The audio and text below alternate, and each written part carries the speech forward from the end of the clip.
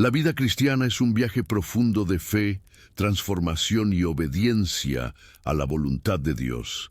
En este caminar, no solo estamos llamados a seguir enseñanzas y principios, sino a vivir una relación constante con Él, aprendiendo a depender de su gracia y guía en todo momento.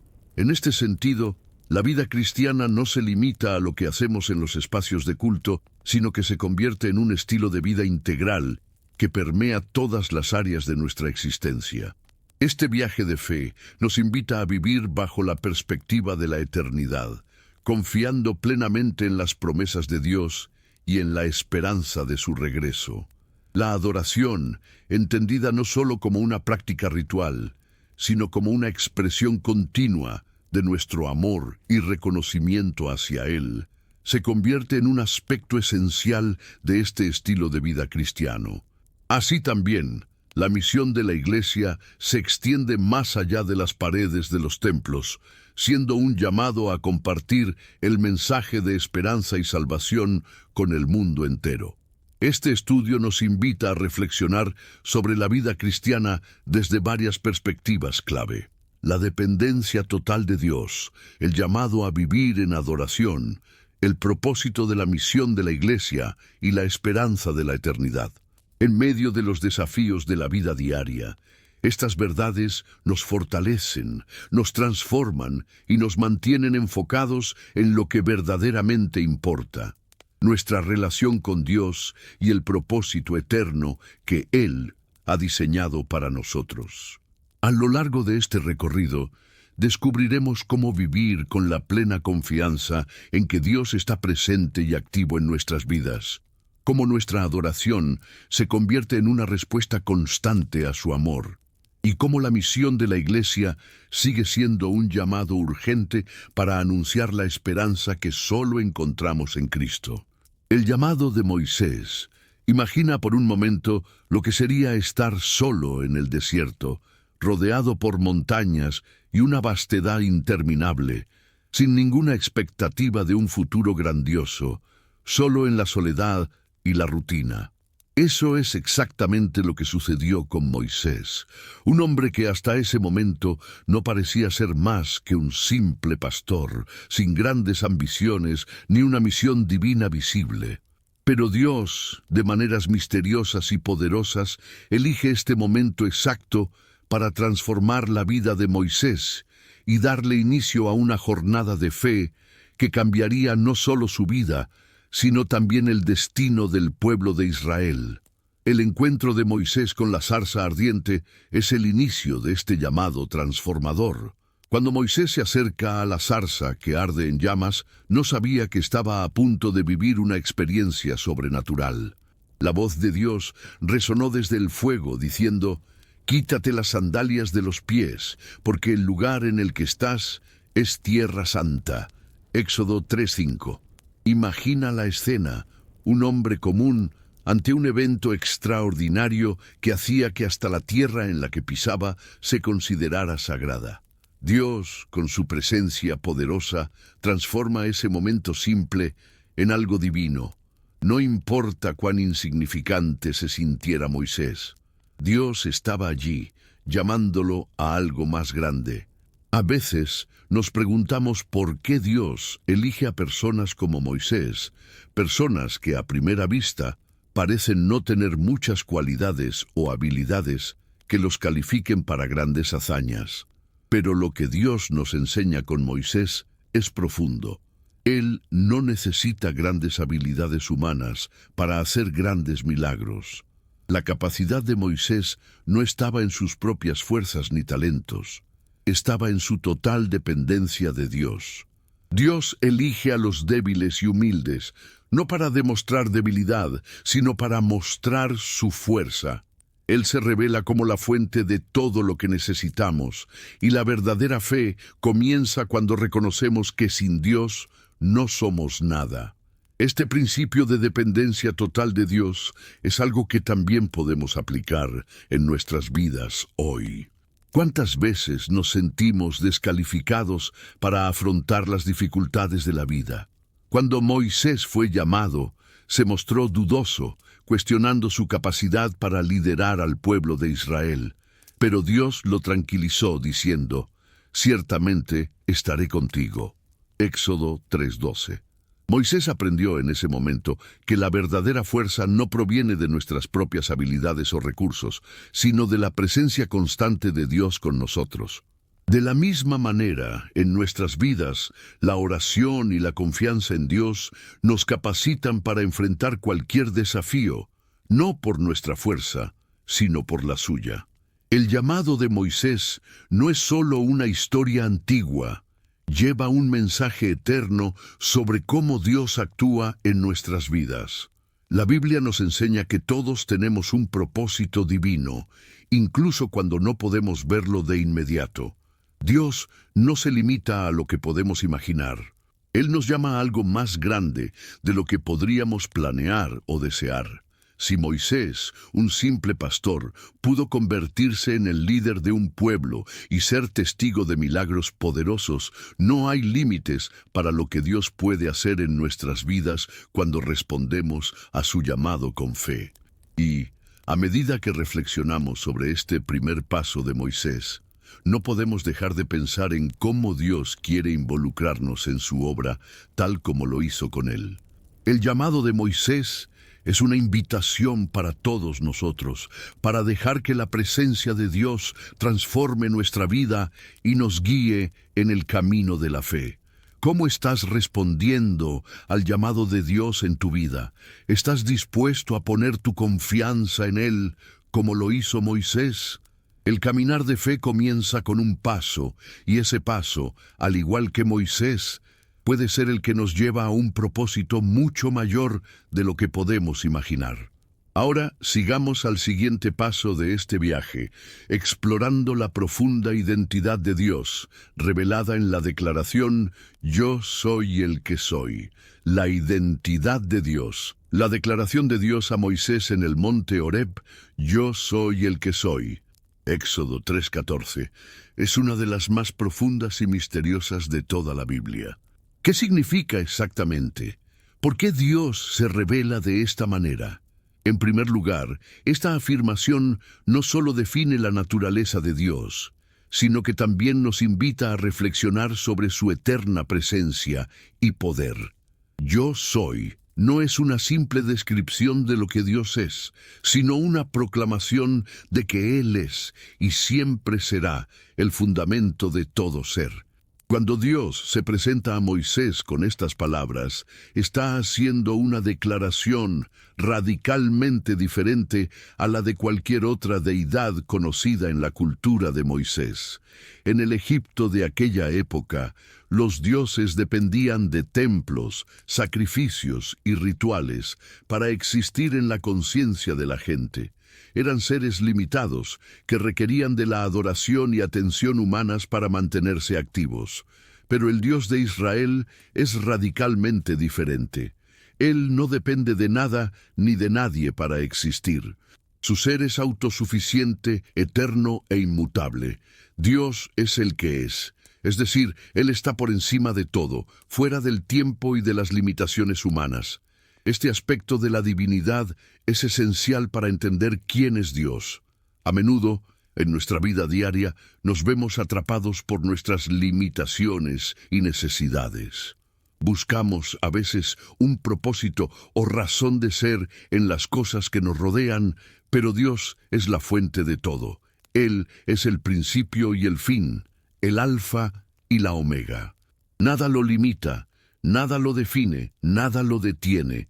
Cuando enfrentamos dificultades, esta comprensión de la naturaleza de Dios nos ayuda a confiar plenamente en Él, sabiendo que, aunque nuestras circunstancias cambien, Él es constante, inmovible, eterno. En el Nuevo Testamento encontramos a Jesús identificándose con esta misma declaración.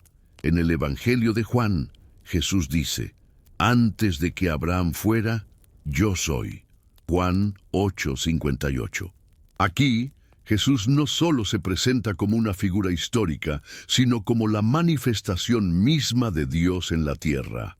Así como Dios se reveló a Moisés con el «Yo soy», ahora, en la persona de Jesús, encontramos la encarnación de esa misma verdad divina.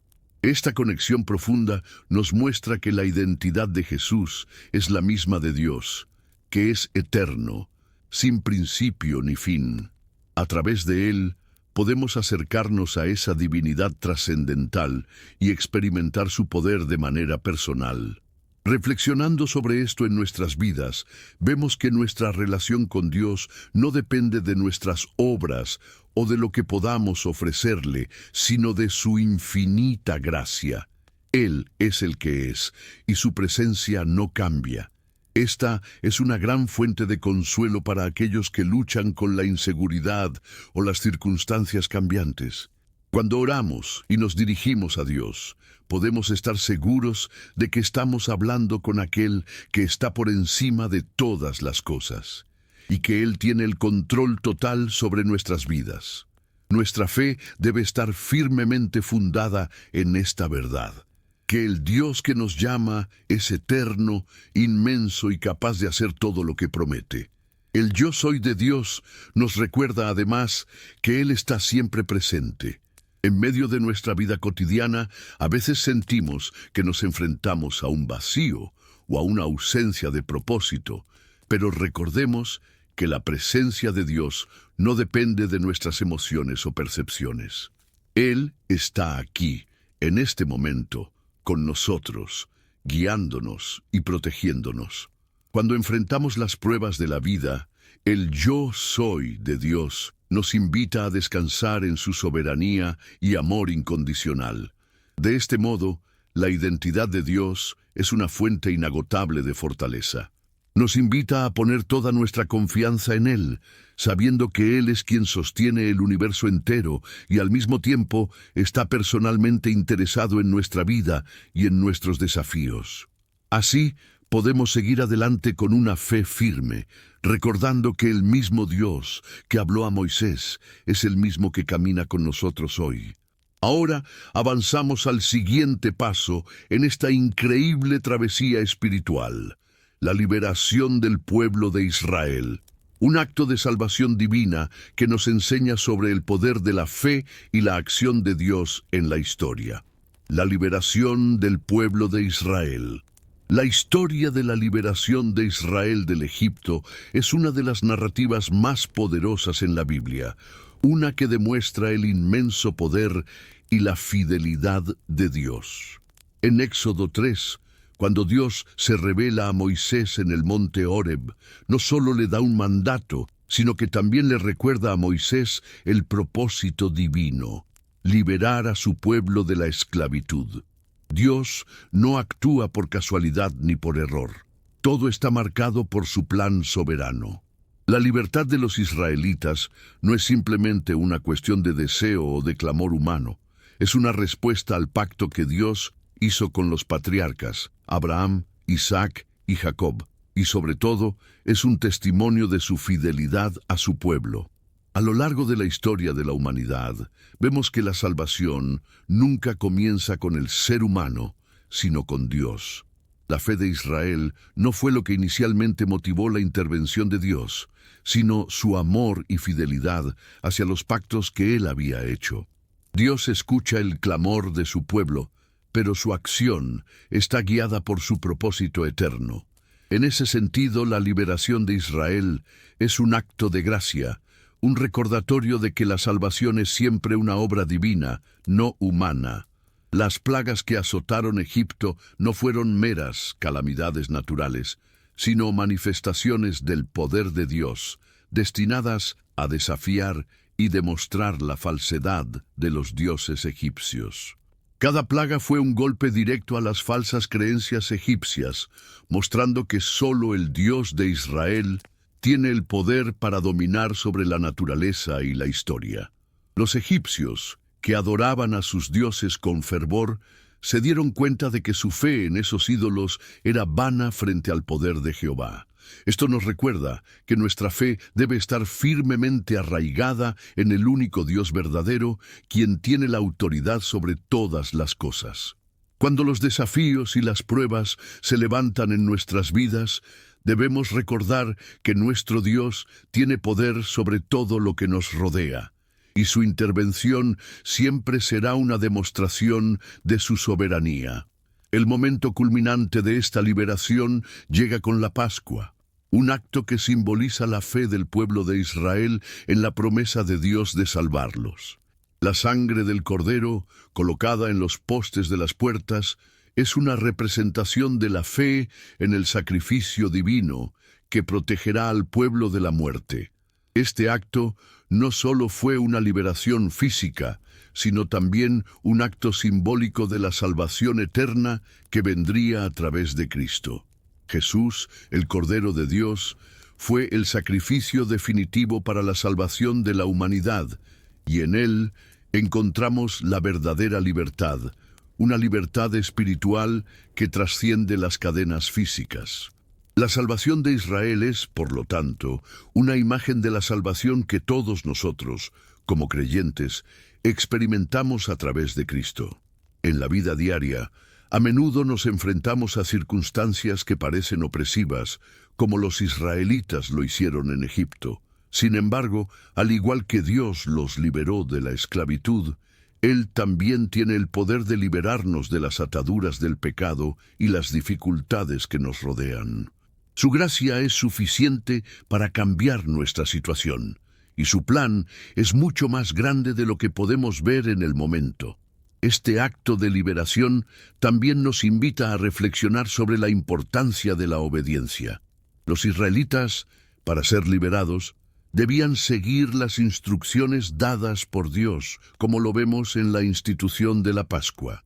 Hoy en día, nuestra fe también requiere obedecer la voz de Dios, confiando en que, aunque no siempre entendamos el propósito de nuestras pruebas, Él está trabajando a nuestro favor.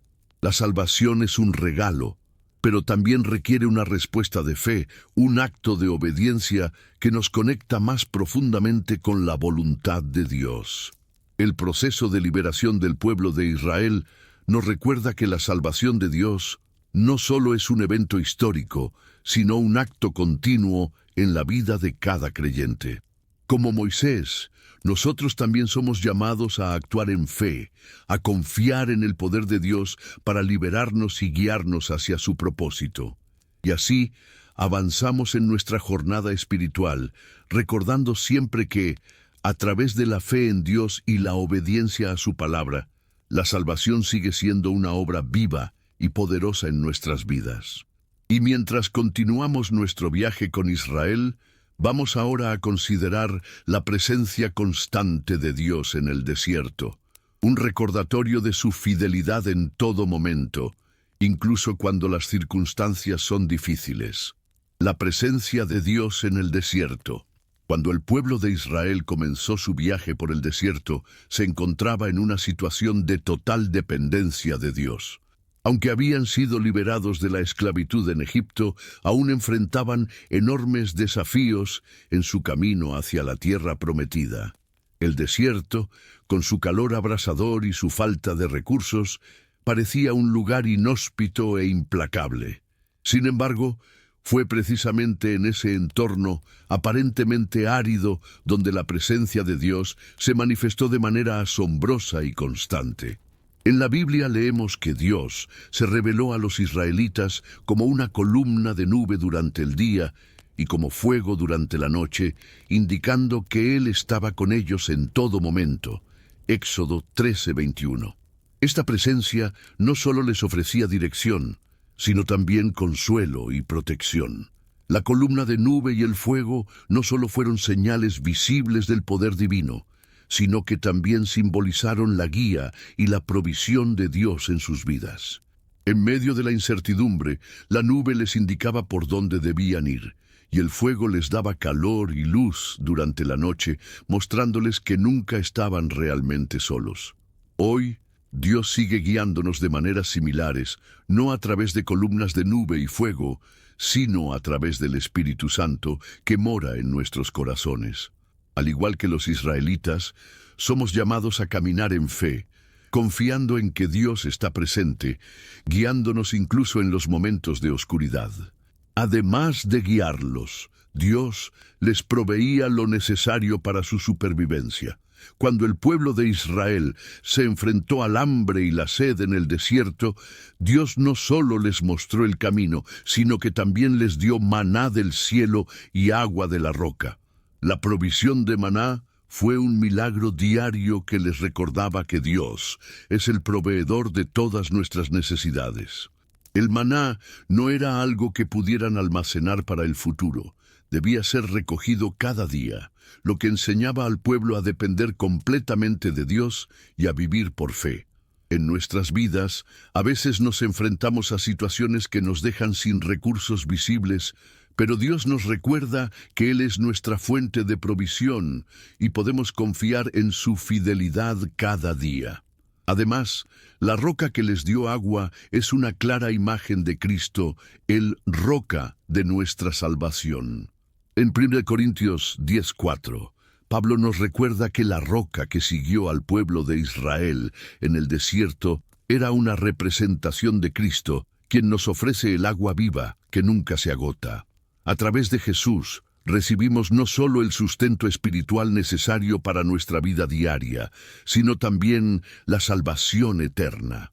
Al igual que los israelitas dependían de la roca para beber, nosotros dependemos de Cristo para nuestra vida espiritual, nuestra fortaleza y nuestra esperanza. El desierto, aunque era un lugar difícil, también era el espacio donde Dios forjaba el carácter de su pueblo. En ese tiempo de prueba, Dios les daba la ley y les enseñaba cómo vivir en relación con Él y con los demás. En el monte Sinaí, Dios entregó a Moisés las tablas de la ley, una guía para vivir según su voluntad. Pero la ley no era solo una lista de reglas, era un reflejo del carácter de Dios y un recordatorio de que su gracia era necesaria para poder cumplirla. El pueblo de Israel tenía que aprender a confiar en la gracia de Dios, reconociendo que no podían cumplir la ley por sus propios esfuerzos, sino que dependían de la misericordia y el perdón divinos. De la misma manera, hoy en día, como cristianos, somos llamados a vivir bajo la gracia de Dios, reconociendo que la salvación no viene de nuestras propias obras, sino de la fe en Jesucristo. El desierto, por tanto, no solo era un lugar de dificultades, sino también un lugar de enseñanza y transformación. En nuestros propios desiertos espirituales, cuando nos sentimos perdidos o abatidos, podemos recordar que la presencia de Dios nunca nos abandona. Él usa esos momentos para enseñarnos, para darnos de su provisión diaria y para prepararnos para los planes más grandes que tiene para nosotros. Como nos recuerda Isaías 43:19, «He aquí, yo hago cosa nueva, pronto saldrá a luz, no la conoceréis». Aunque el desierto parece un lugar de desolación, es en esos momentos de aparente sequedad donde Dios obra en nosotros de maneras profundas y transformadoras. Mientras avanzamos en nuestra reflexión, no olvidemos que la presencia de Dios, como una nube durante el día y fuego durante la noche, nos sigue guiando. Pero también nos desafía a confiar más plenamente en Él, a depender de su provisión y a caminar con Él, incluso cuando no podemos ver el camino claramente. Con esto en mente, pasemos al siguiente aspecto fundamental, la idolatría y la paciencia de Dios con su pueblo. La idolatría y la paciencia de Dios. Después de recibir la ley en el monte Sinaí, el pueblo de Israel se enfrentó a un grave problema, la tentación de la idolatría. Apenas Moisés se ausenta por un tiempo en la cima de la montaña, el pueblo, incapaz de esperar pacientemente, comenzó a fabricar un becerro de oro para adorarlo. Este evento, narrado en Éxodo 32, refleja una de las luchas más profundas de la humanidad. La tendencia a buscar ídolos cuando sentimos que Dios no actúa de la manera que esperamos. La creación del becerro de oro no fue solo un acto de desobediencia, sino también una manifestación de la impaciencia y la falta de fe. A menudo, en nuestra vida diaria, cuando las cosas no van como esperamos, podemos caer en la tentación de buscar soluciones rápidas o alternativas que nos apartan de la verdadera adoración a Dios. El problema de la idolatría no es algo del pasado, sino que sigue presente hoy. Los ídolos no son siempre estatuas de oro o de madera. En muchos casos pueden ser nuestras posesiones, nuestras relaciones o incluso nuestras propias aspiraciones y deseos. Todo lo que colocamos por encima de Dios, que consume nuestra mente y energía, se convierte en un ídolo en nuestra vida. Pero la palabra de Dios es clara. Él es un Dios celoso que no comparte su gloria con nada ni con nadie. Como leemos en Éxodo 34:14, no te postres ante otro Dios, porque el Señor, cuyo nombre es celoso, es un Dios celoso. La adoración a ídolos no solo es un acto de desobediencia, sino también una distorsión de nuestra relación con el Creador. Dios, en su amor y paciencia, sigue llamándonos a regresar a Él y dejar de lado todo lo que nos aparta de su voluntad. A pesar de la grave ofensa de la idolatría, vemos la paciencia infinita de Dios. Aunque el pueblo de Israel había violado su mandato de manera flagrante, Dios no los destruyó de inmediato.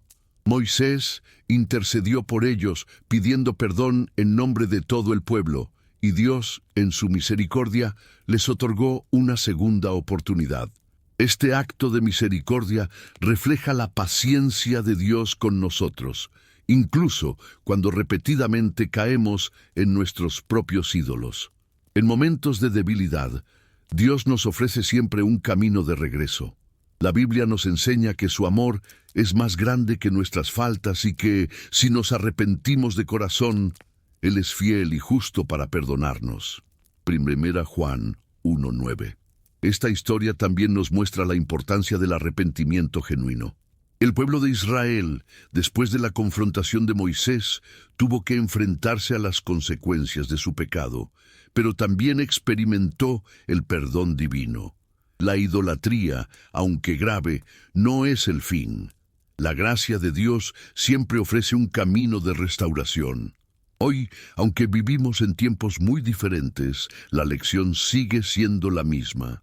Siempre hay esperanza en la misericordia de Dios, y Él nos llama a apartarnos de todo lo que nos aleja de Él. Dios, en su paciencia, también nos da el espacio para reflexionar sobre nuestros corazones.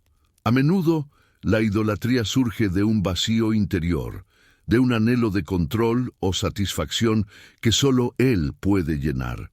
A lo largo de las Escrituras, Dios nos invita a buscarlo a Él como nuestro refugio y fortaleza, recordándonos que solo en Él encontramos verdadera paz y propósito. La invitación a dejar atrás nuestros ídolos es una invitación a una vida plena, centrada en su amor y voluntad. Jesús, en Mateo 11:28, nos dice: «Vengan a mí todos los que están cansados y agobiados, y yo les daré descanso».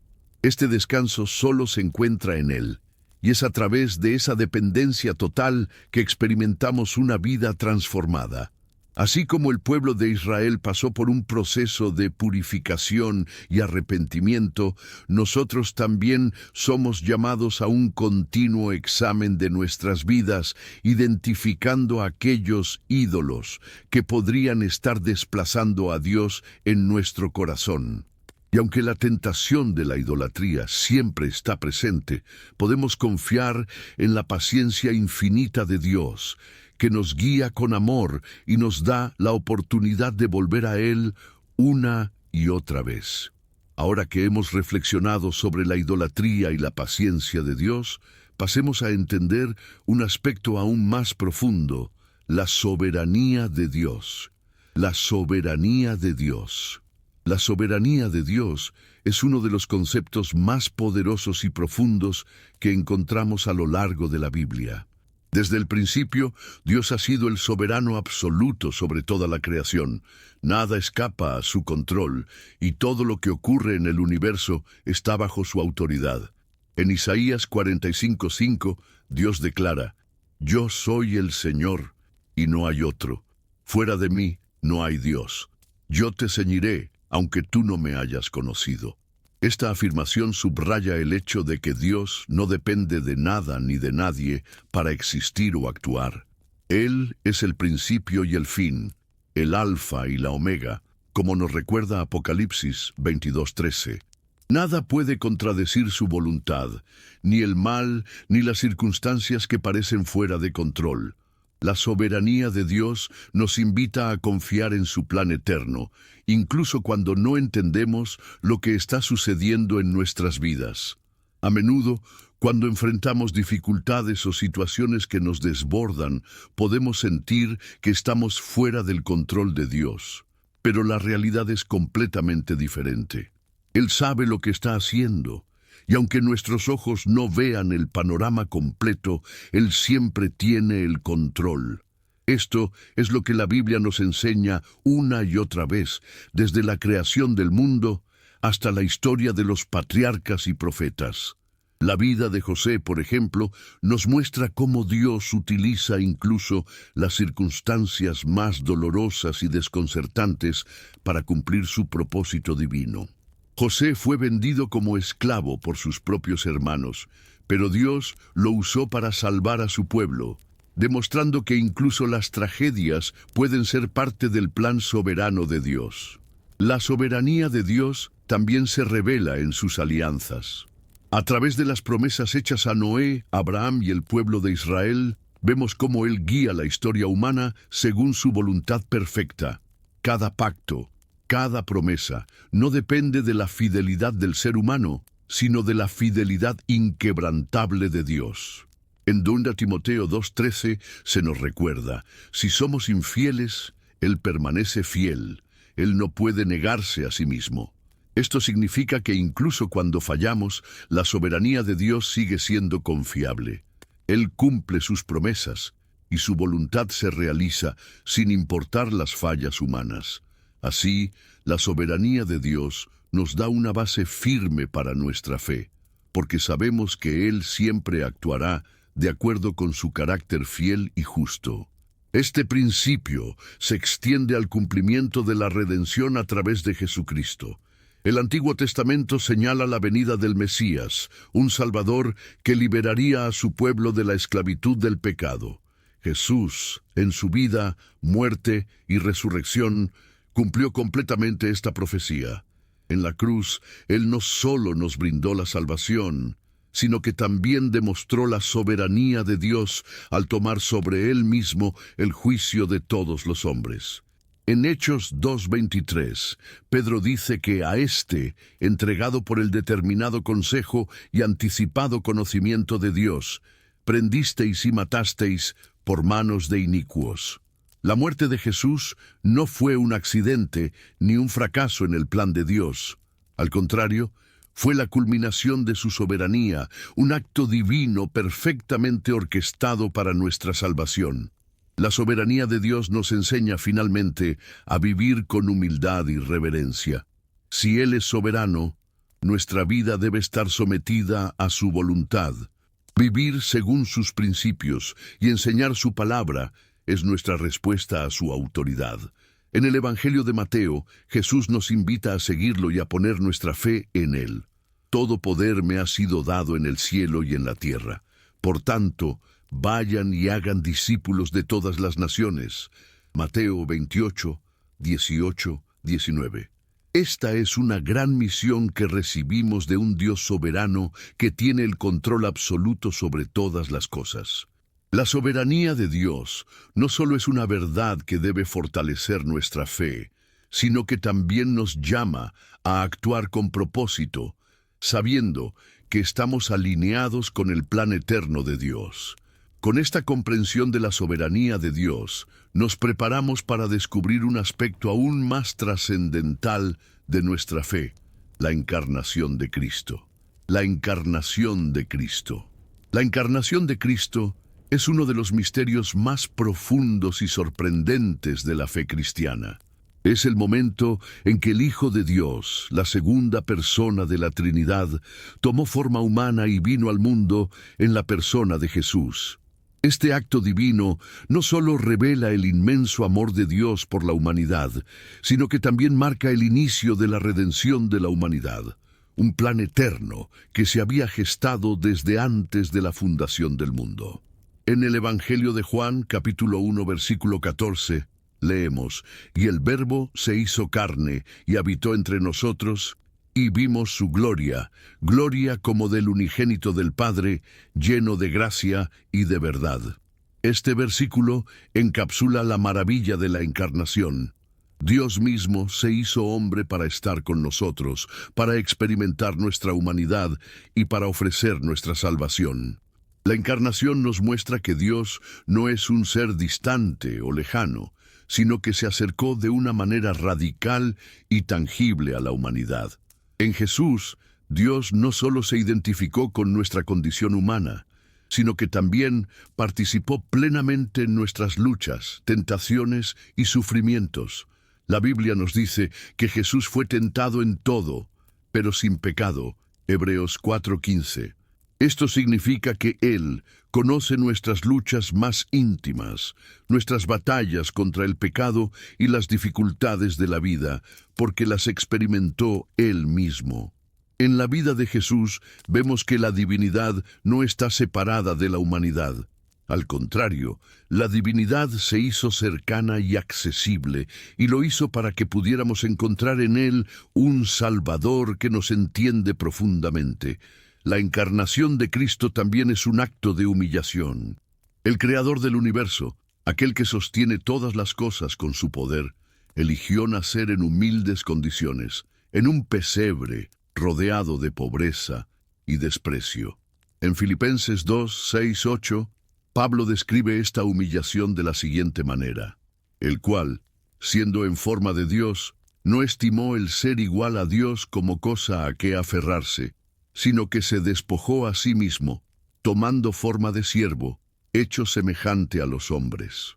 Este acto de humillación tiene un propósito divino. Jesús vino a mostrarnos el verdadero amor de Dios, un amor que no es egoísta ni orgulloso, sino un amor dispuesto a sacrificarse por el bien de otros.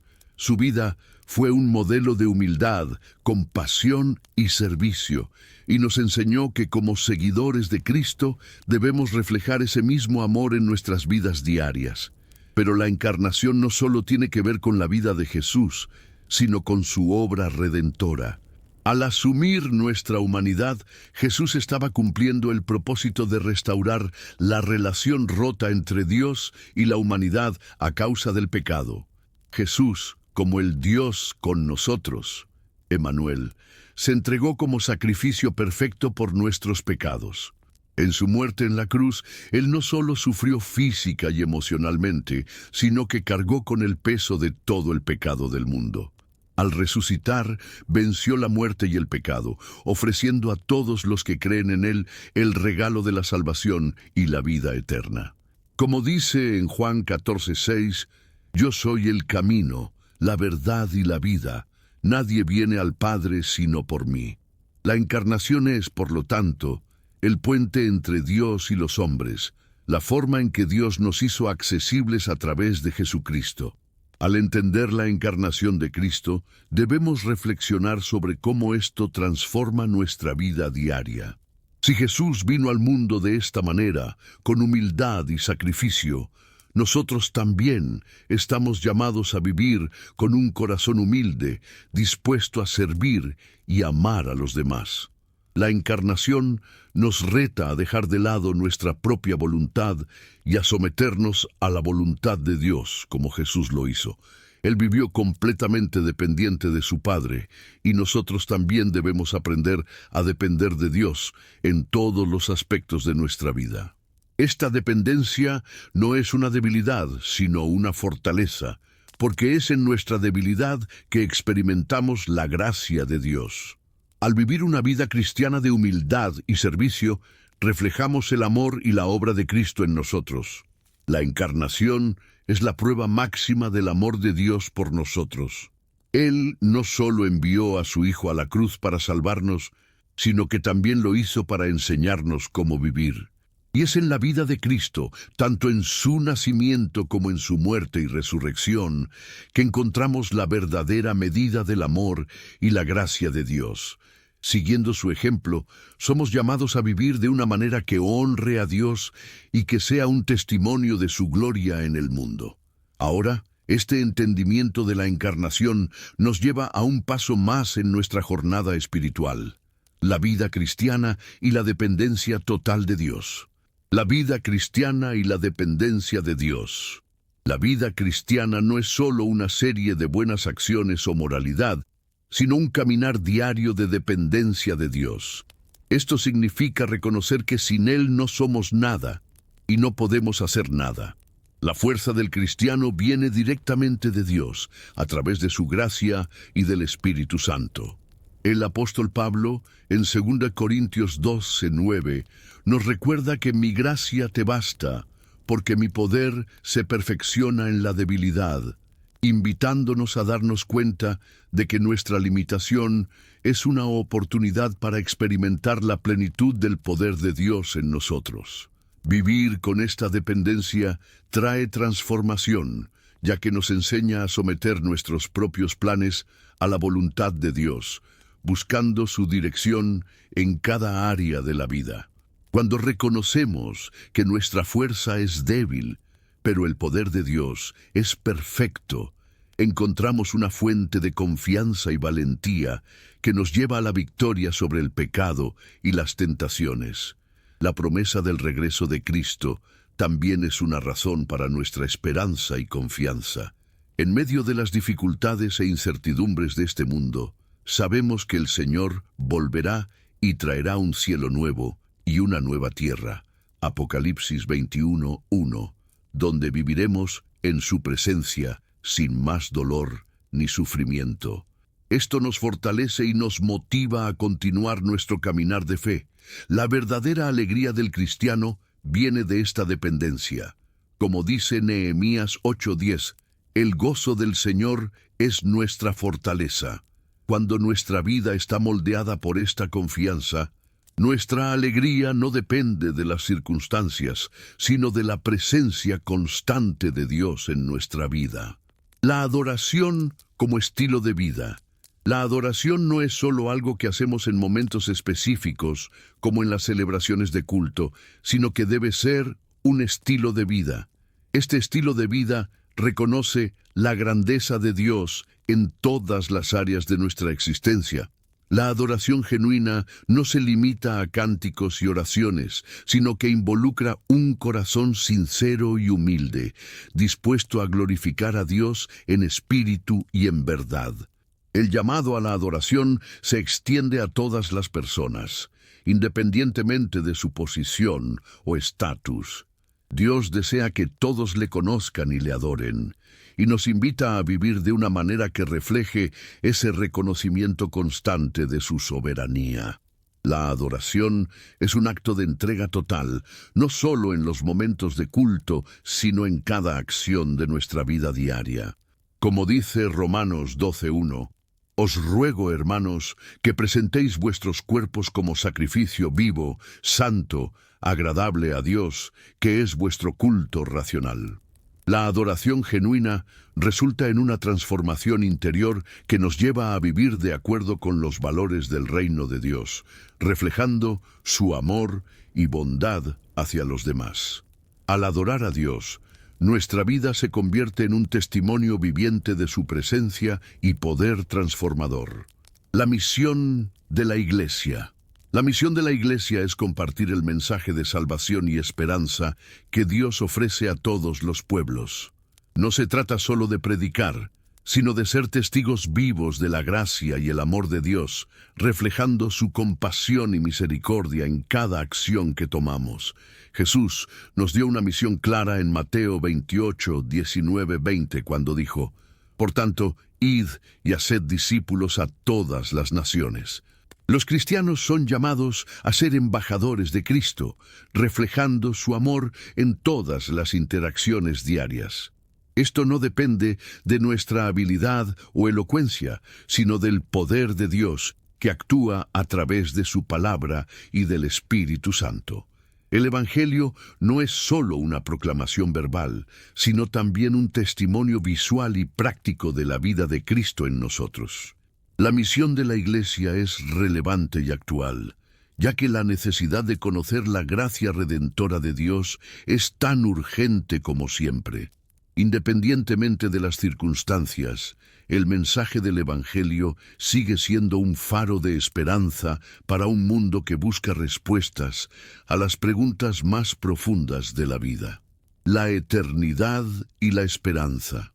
La Biblia nos enseña que la vida es breve, pero que el alma fue creada para la eternidad, y esta esperanza se encuentra solo en Dios. La perspectiva de la eternidad cambia la forma en que enfrentamos los desafíos y las pérdidas de esta vida.